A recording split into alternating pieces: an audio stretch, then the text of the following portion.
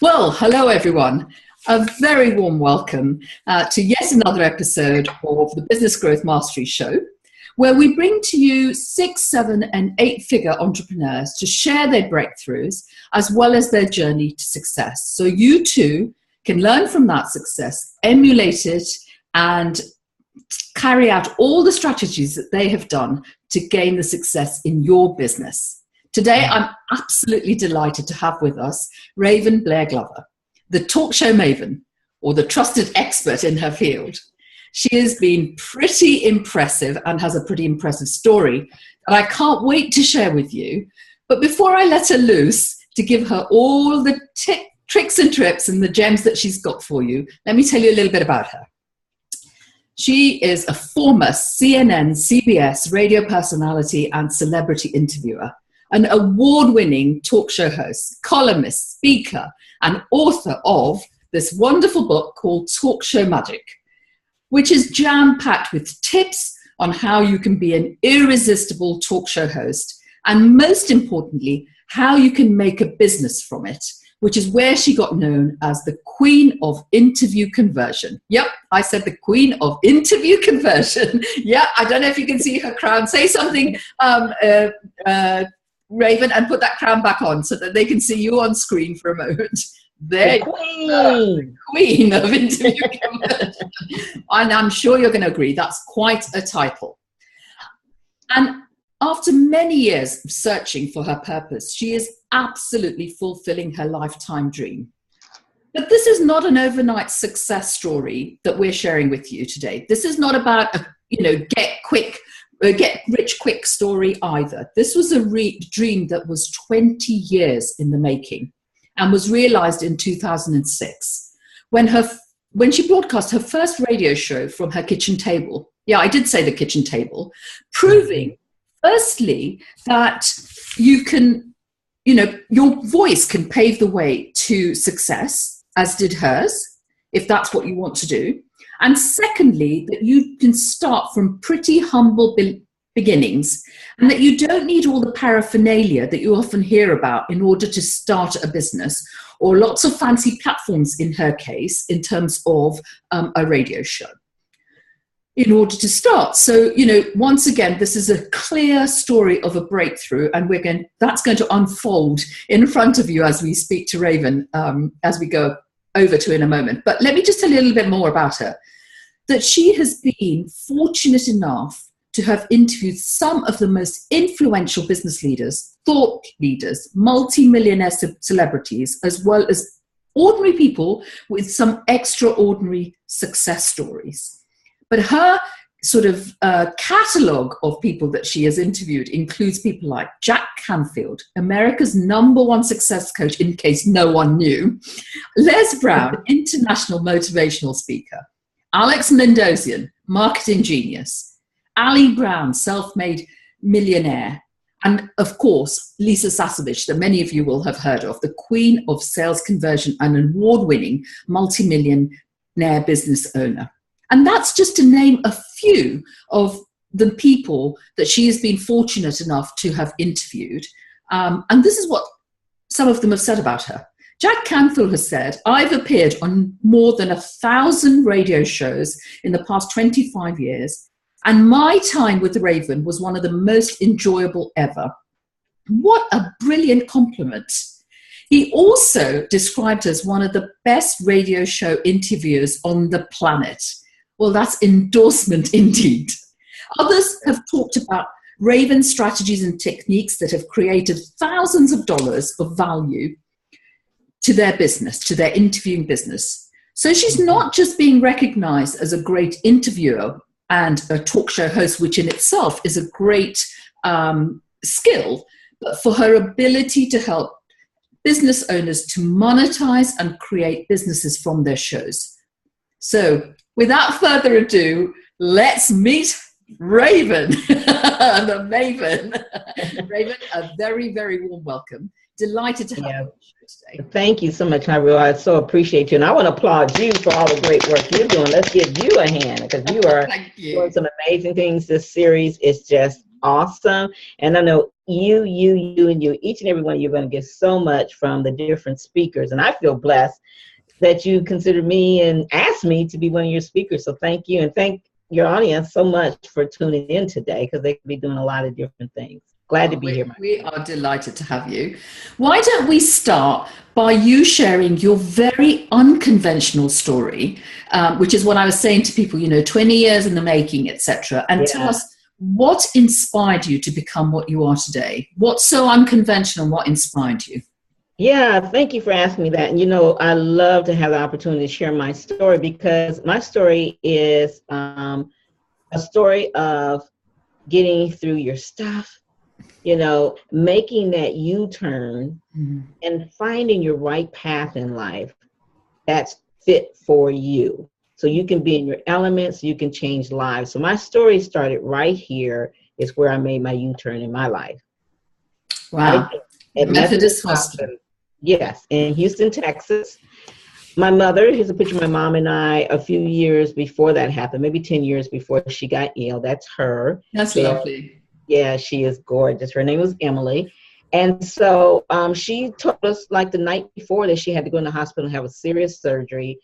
And as she was in the Methodist hospital, things went good for the surgery. But then right afterwards, they noticed that, her right leg was not moving. So they didn't want her to go into, I forget if it was the right or left, whichever one affects the heart.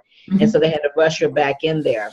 And she ended up being in the ICU unit for 3 whole weeks, 3 weeks. Wow. And I was in a chapel, and the chapel, if you look to the right, it was like not on the first floor, but maybe I think on the second or mezzanine area, right over around here. And that's when I heard a voice inside me, God, I feel like it was God saying, hey, your mother is going to be okay. She's going to be okay.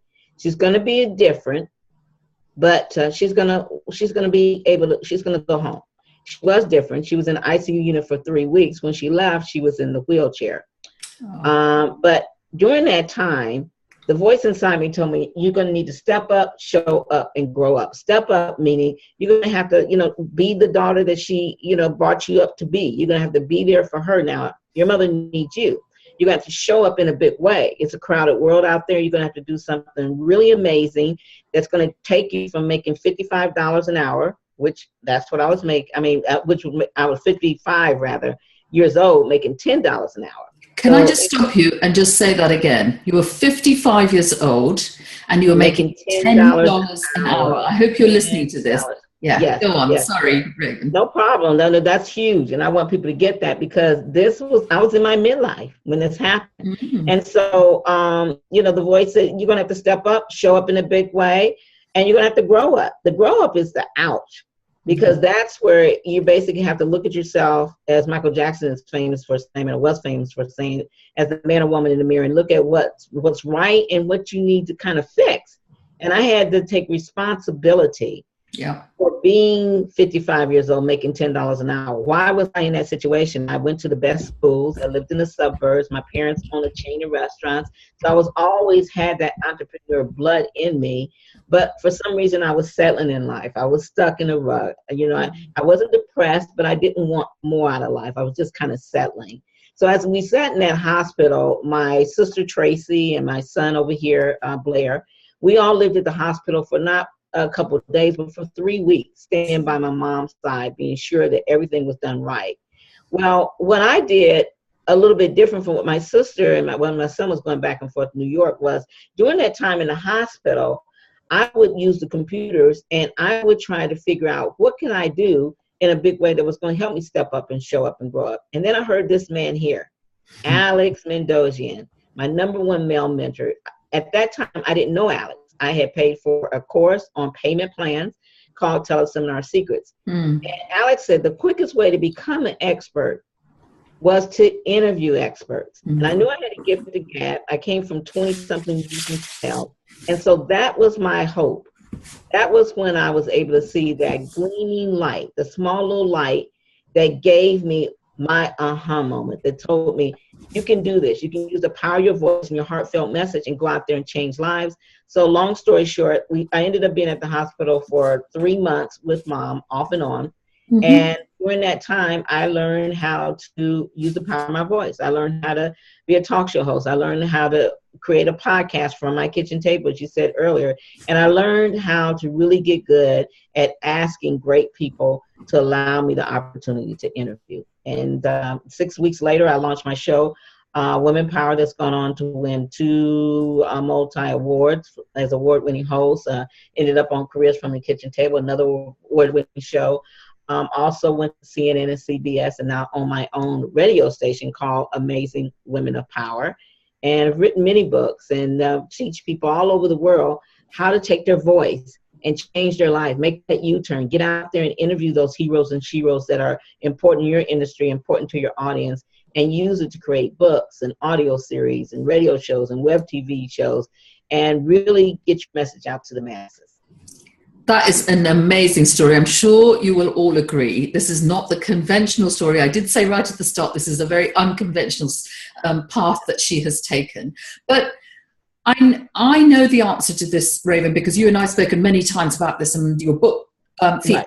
For those who don't know, there will be people sitting and listening to this thinking, yeah, I mean, this is a sort of breakthrough story, but really, how on earth did she go from earning $10 an hour to persuading people some of whom I've already highlighted? Mm-hmm. Mm-hmm.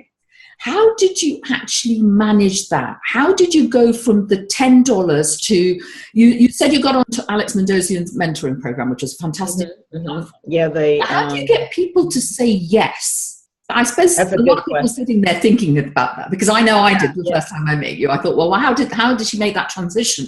I know. And, sometimes I have to pinch myself. As you look at my backdrop, you see Sherry Shepherd, you see Les Brown, you see Russell Simmons. If I lean this way, you can see Brenda Bouchard, Brian Tracy, Tilly from TLC, and that's amazing. Lisa up there, all the way down, And so here's the thing, I just realized that, like I said, I had to step up, show up, and grow up. And what I noticed with the podcast is people were kind of interviewing each other, and they were interviewing best-selling authors and stuff. But I noticed that no one in the business industry was interviewing the celebrities. Okay. So I made myself a list. Jane Kennedy, actress Jane Kennedy, she was like one of the first African-American sportswomen, mm-hmm. and Miss USA and a lot of that beautiful. She was kind of like the Halle Berry back in the day. Mm-hmm. She was the first one I put on my list. And then I just made a list of, Fran Drescher, Montel Williams, just different people that I would like to go out and interview. And then I sprinkled it in with business leaders like Les Brown and Jack Canfield, Mark Victor Hansen, people like that, Allie Brown. But then, again, okay, these people don't know me. I'm not in the celebrity circle. Are they really going to say yes? Exactly my point. How did you get them to do that? That's what my listeners want to know. Absolutely. Basically, what I did, guys, to be honest, I just made the list. I did a vision board. I went and Googled their name, and I looked at what they had on there. I looked on there at some of the other shows they've done. I listened to it, and I tried to find that hot button, that sweet spot.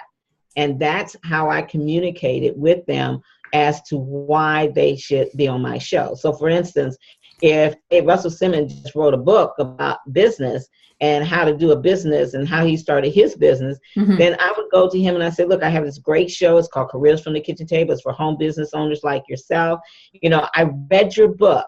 Here's the thing. You got to tell them, I read your book. I read your article. I was on your website. You want to let them know that you're not just reaching out to everybody. Yeah. And in your book, Russell, you mentioned your 6 steps. And that 3rd step where you talked about such and such and such, the minute I read that, I said, I have got to interview him. You are perfect for my audience because they need this. Right. So you made it about them? Yes. You made it about them, and you made that connection as to why they should come and be interviewed by you. Right. So here's you, forgive me, at that time, mm-hmm. a complete nobody, managed to get all these individuals because you were able to make that connection, right, and mm-hmm. make it about them. It was a sort of win-win situation that you were creating in that moment, because you wanted them, but they also needed and wanted you by the way you had put yourself out there. Yeah, well, it's always what's in it for them. Yeah, I absolutely. created this thing called the Icon Interview Formula about a year ago. Yeah. And this helps you to understand this. And I know you got the book, and so you know that's perfect, because this is what we were coming to. You've just read my mind, because this is, for those of you listening, this is the system that Raven uses. Go on, Raven. Sorry, I missed. Yeah. So I is investigate. Remember when I said I went to their website to see if they had any radio shows that they had been on, or either I would Google Russell Simmons being interviewed on radio, podcast, YouTube, and I would go listen to the interview and see what they were passionate about. I would listen for when their voice cracked and I could tell that there was emotion in there. I would listen to where their voice raised and they got excited. I would listen to the things that they really went deep. In other words, the interviewer asked a question, but that question meant so much to them. They didn't just give an on-the-surface answer. They went deep. And then I would look and see what books they have out, what charities, what causes. That's investigating. Now, here's what I teach my clients, is that I teach them to investigate before you ask for the interview. Most people, they may do one thing, but they do most of it after they get the interview. If you do this first, you will have a great connection, because 9 times out of 10, you won't be talking to that person, although that can happen. You're going to be talking to their assistant, their publicist and stuff. So when they know, when you mention to them the hot spots, the sizzling, juicy stuff, the stuff that they know means a lot to the person that they're representing, you have made a deeper connection then.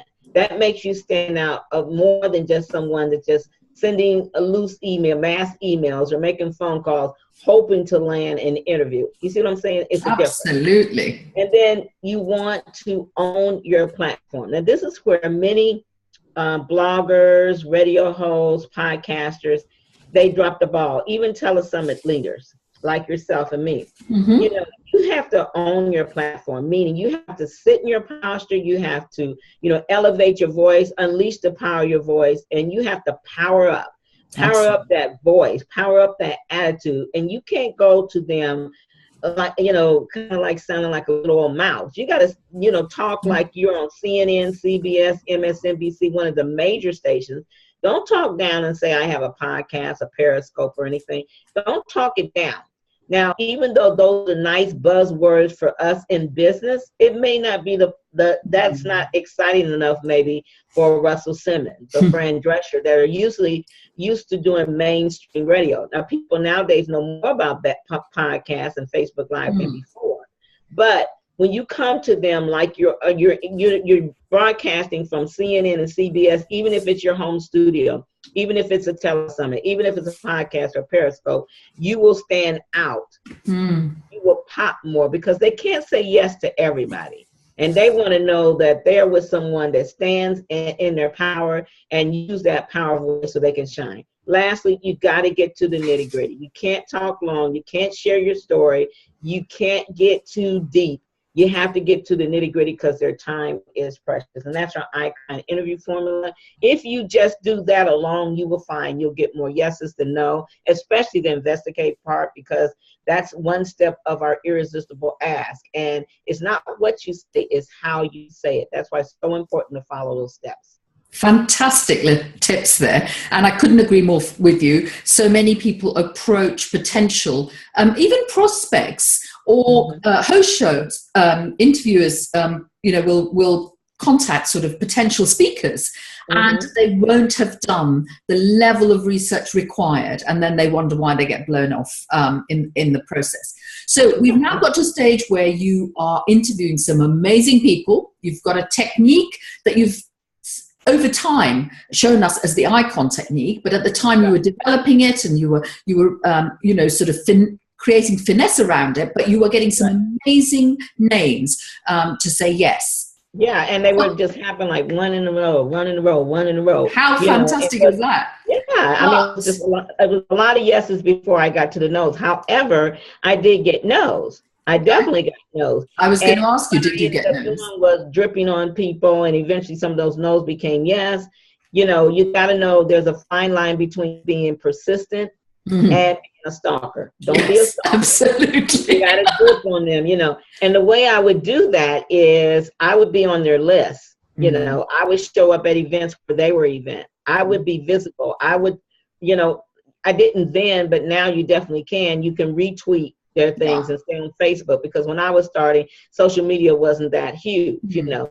I would pick up the receiver and give them a call every now and then. And I would give them a call every now and then, and I would say, hey, you know, I'm Raven. Did you get my email? You know, I'm the one that asked you a couple months ago and you were out of town, you know, and I told you I would reach out to you a couple months later. And I just want to know, is this better timing for you to be one of my featured guests? Right. And you got to learn the language they talk. So you got to say things like featured guest. And then also I would tell them that, you know, I would love to have them on my show so that my listeners can hear all about their technique, all about whatever it was. Again, you got to talk their language. You got to remember it's what's in it for them, not what's in it for us. So I dripped on them. Sometimes I would send videos. Sometimes I would congratulate them if I heard that they had a baby or anything new, or just reach out and say, hey, I was just thinking about you. I know I'm on your list, and you were talking about you and your family was going to trip. Did you guys have a great time? Great. Well, I hope you share. We look forward to seeing some of your pictures in your newsletter. You see what I'm saying? So again, research though. Yes. It's all based on research and touching them on the points that are relevant to them. Absolutely. So we have a picture forming now in our minds about this person who's gone from the $10 to a kitchen table business where they're getting some really good connections. What was it paying?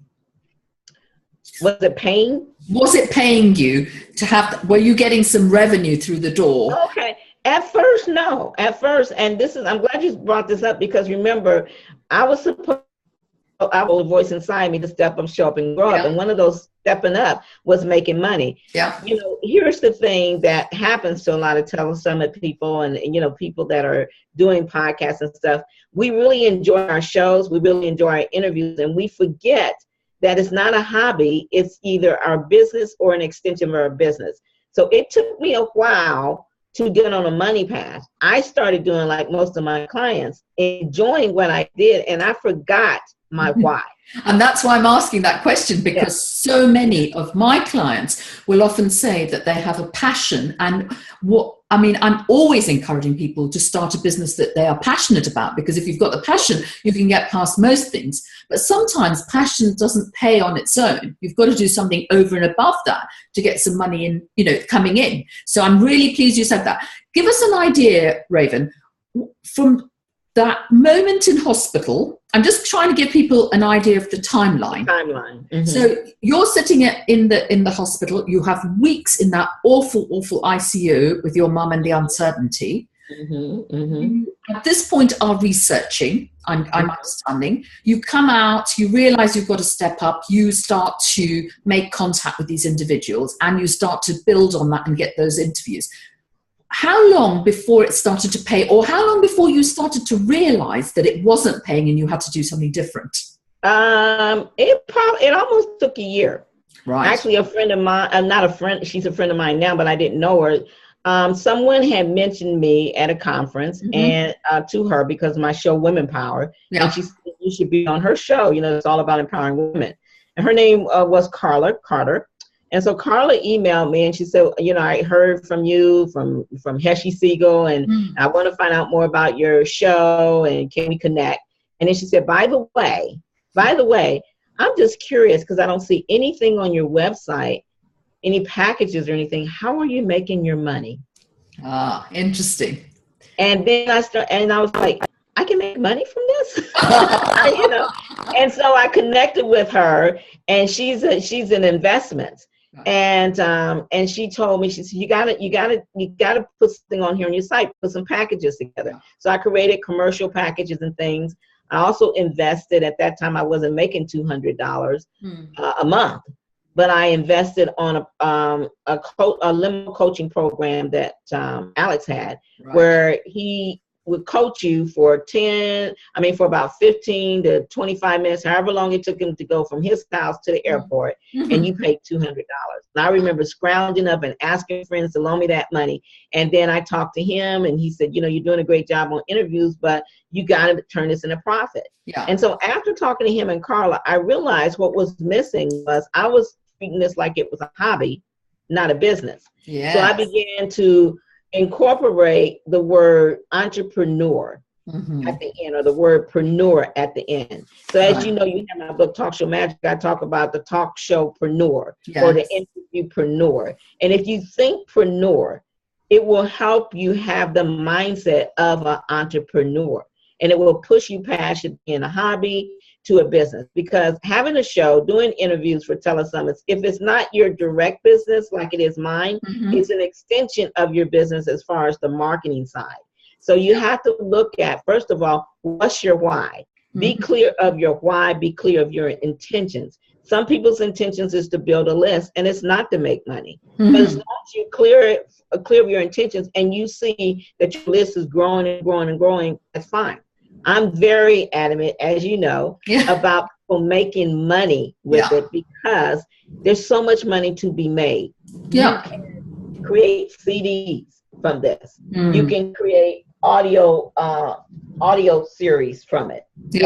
Here's a client of mine named Lorena. She did a radio show. She did 4 interviews, me included, and Jack Canfield. And what she did is she turned it into an audio series. And she also had it transcribed in a book. You can put, like I do on my Career from the Kitchen Table, we're just getting ready to release our 5th edition.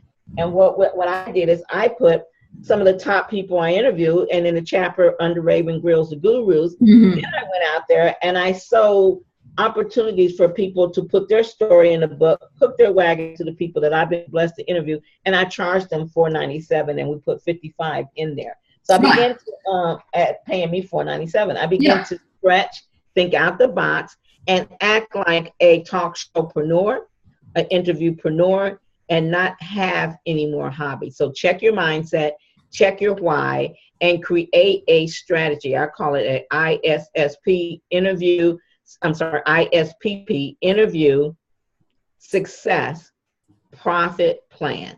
Perfect. You want this to be successful, that's why we put the word in it, and profit plan. Your roadmap to your money, to your multiple streams of money, because I just showed you different ones that you can do.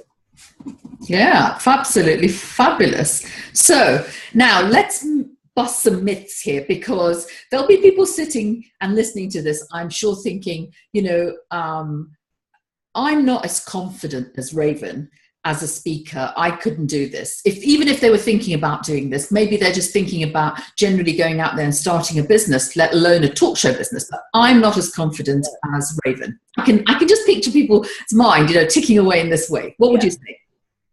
I would say you don't know the you see in Raven now. You don't know Raven then. You don't know that Raven, myself, was an emotionally abused child. They grew up to be a emotionally abused adult, because you get comfortable with the environment that you have. I love my mom and dad. They're both gone now. My mother passed away 6 years after all that happened, but she lived long enough to see me interview these great people. But they were very strict back then. They were a product of their product, and which we all are. So I don't blame them, but that just, they wanted me to be a great kid, a good kid. And they were very strict. But for me, it was a little bit of physical abuse, getting whippings, when you were younger. But that's the way they were raised. I mean, their parents and their parents' were from slavery days. So that's all they knew. Nice. And my self-esteem, I never felt good enough. I believe that that's probably why people ask me all the time now, you got a magazine, you got your own radio station. Yes, I went from having one show that I created in the hospital to having a radio station, now reaching 4.5 million listeners in 157 countries. I have a magazine. I have the only all radio host speaking production company, and I just invented my hat wraps that we're working on getting QVC. And I think the reason that I'm able to blossom like that is because I'm making up for all that time that I felt lesser than. Yes. And so what I hope my story does is inspire you that I started at 55 years old from an ICU unit of a hospital. I just celebrated this past April 10 years of broadcasting. Well done. Congratulations. And have been able to, turn that radio show creation from a hospital, launching the first show into a kitchen table, to a multimedia, Raven International Media empire with all this other stuff. But it was because I got hungry, as Les Brown said, for success. I created systems and strategies and formulas, and I, really implement everything I learned. I invest. You heard me talk about I invested $200 when I wasn't even making $200.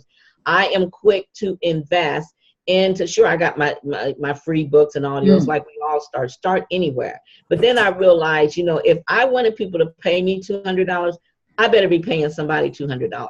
If I want people to be paying me a couple thousand, I better be investing a couple thousand. If I want people to pay me or invest in me in their training with me for 25, 50, 75, 100,000, I better be doing the same. I had to get past those excuses of what I didn't have and start asking myself, what will happen if I don't do this?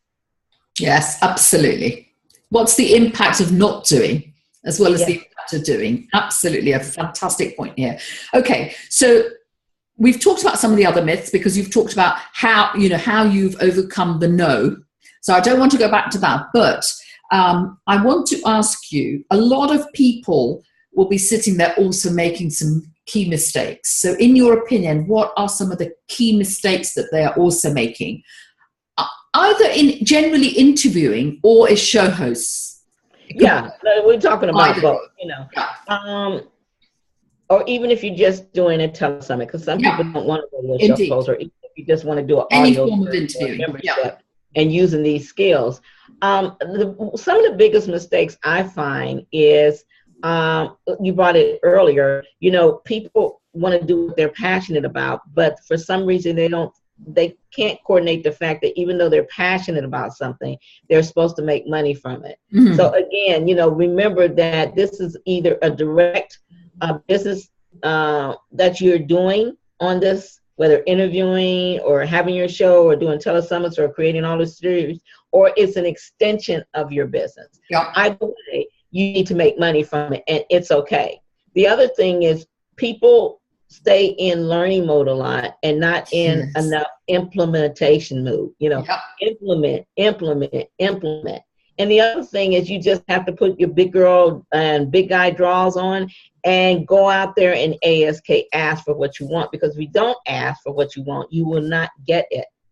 Another big mistake I'll say is people will go halfway in. They'll stick their toe in it, in the water, so to speak, and not the full foot in there. So you got to commit. They stop too quick. They stop when they're 3 foot from the goal, as Napoleon Hill says. And by the way, I was blessed to interview his grandson, Dr. J.B. Hill. Fabulous. And Earl Nightingale's widow, who is a good friend of mine, Diana Nightingale. And none of this would have came about, guys, if I didn't push past my pain, push past the uncertainty, and not try to dot the I's and cross the T's. It's okay to fail forward. I talk about don't wait to be great, do it now. I think too many of us, we are waiting to be perfect. And this is why I'm okay to tell you where I was. I'm a true introvert. If you see me and I'm not on air, I'm probably the biggest introvert you know. No one's going to believe that. I know nobody does believe it, but I am until they see me out. Yeah. You probably also don't believe that at the age of, I guess it was 48, somewhere between 48 and 50, I was in a closet looking at a gun. Oh, wow. Trying to decide whether my life was worth living, trying to decide whether I should leave my then husband that was abusive, or should I just check out? Goodness me. That's the Raven you don't know. No, this is indeed. the Raven you see. Absolutely. Now, but that was because of investments. That's because of being hungry for success. That's because of knowing that there was something bigger for me. There was a purpose. It just took that moment for Mom to be at the hospital. Yeah. And it wasn't, and you know why? Because I never could figure out if I was worthy enough. It was okay for me to settle. So my why was not big enough for me. But when I see my mama in that hospital, in the ICU unit with tubes around her, my why became being there for my mom, stepping up, showing up, and growing up. So if you're not moving fast enough, If you're not doing, you're just kind of just settling, check your why. And if you can't do it for you, figure out why. What is your why? What is it? Who can you do it for? Can you do it for your kids? Can you do it for your parents? Can you do it for having a legacy to pass on to others? Check your why. Absolutely. What fabulous tip there. Okay, so we are nearing the end, and you have been very generous with your time. And I have some fabulous takeaways that I just want to summarize for our audience. Okay, awesome. Some absolute gems here that I don't want to lose. First of all, I don't think anyone is going to be left with any doubt about the fact that there is no such thing as an age limit to get your personal breakthroughs. And I've known Raven a little while now, but I did not know the true value of that breakthrough in terms of what you've just said, how low you had fallen in terms of your personal issues when you talked about, the gun, etc. But the fact that you have overcome all of that and you started at 55, I mean, should be, no such thing as an age limit, as I said, for breaking through. The second thing is what Raven said, and it totally resonates with me, and those who have been with me a while will know that I say this over and over again, which is about stepping up. But things don't come easily to anyone, and even those who come on this show who are 8-figure entrepreneurs will tell you, if they're being honest, and they are generally honest on this show, that actually they've had to work pretty hard at it. Once they break through that barrier, then things start to get a little bit easier, but the work up towards it means that you have to put the work in. And what we heard from Raven was actually the tip that you invest in yourself. Again, those who know me will know that I'm constantly saying your business will benefit 100 times each time you invest in yourself. The more you invest in yourself, the more you will invest in your business. And what she said was she did not even earn $200, but she begged and borrowed to get that $200 and see where she is now from her first mentor. The third thing I picked up was this issue about stopping too early, giving up too early. And, I don't underestimate what some of the listeners will be going through or have been through. It's a difficult road sometimes. It's a constant battle. You get, two steps forward, 10 steps back sometimes, and you just think, I can't do this. Just persevere and commit to the process, as Raven said, because, there are some gains along the way. And then finally, the thing she said, which totally resonated, was having a plan. Raven has got the icon that she referred to. She also referred to the ISPP, if I remember correctly, and just remind them what that was, because I've forgotten to write it down.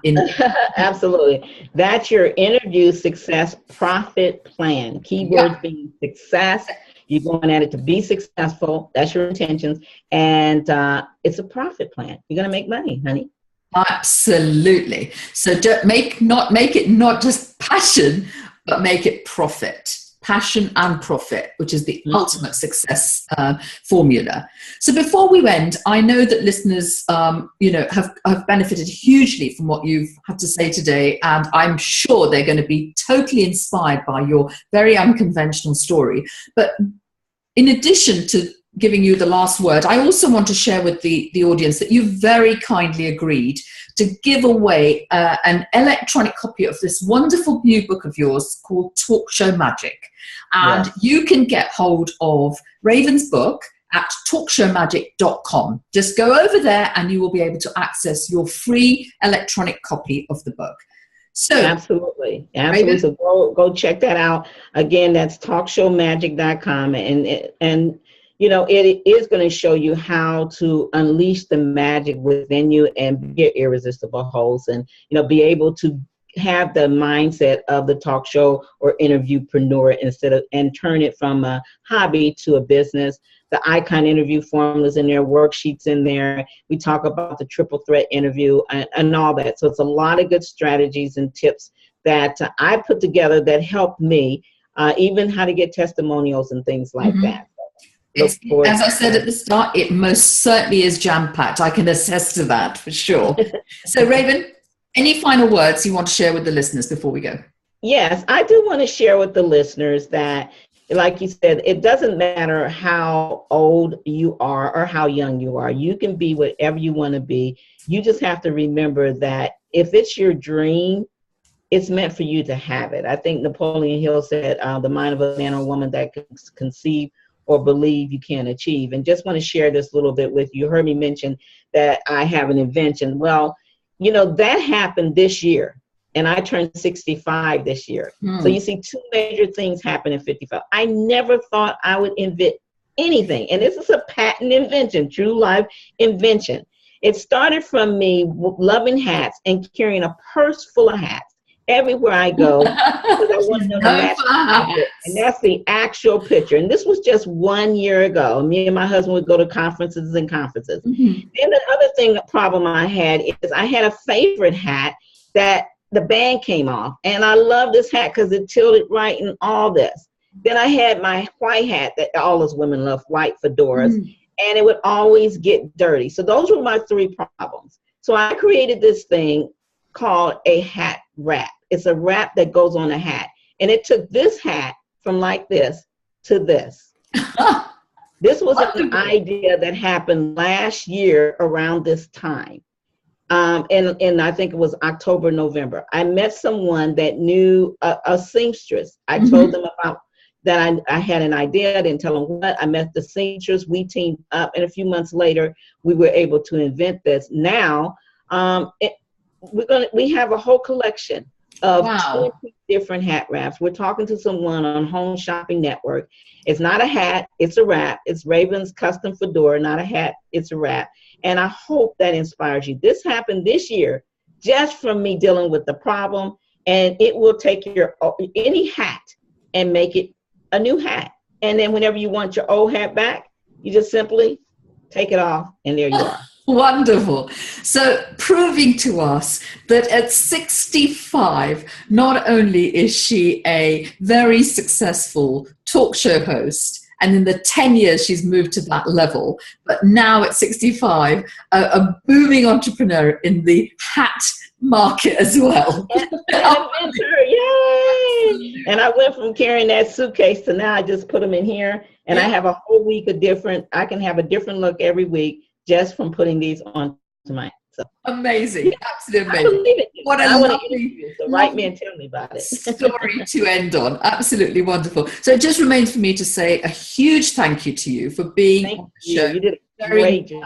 I'm so proud of her. I'm like the mom just standing over here smelling. Oh, thank you. And for sharing your inspirational stories with us. It's been an absolute pleasure to have you on our show today, Raven. Thank you so, so much. And hopefully you'll come back and do more. Absolutely. Tell us how your new venture is progressing in the future. Absolutely. I want to just say, everyone go out there and do it. Listen to her. She's got some great masters. Listen to her, not just on this series, but on her weekly show. And just remember, if you can dream it and believe it, you can achieve it. Don't wait to be great. Do it now. I have no more words to follow that. Thank you so much, Raven.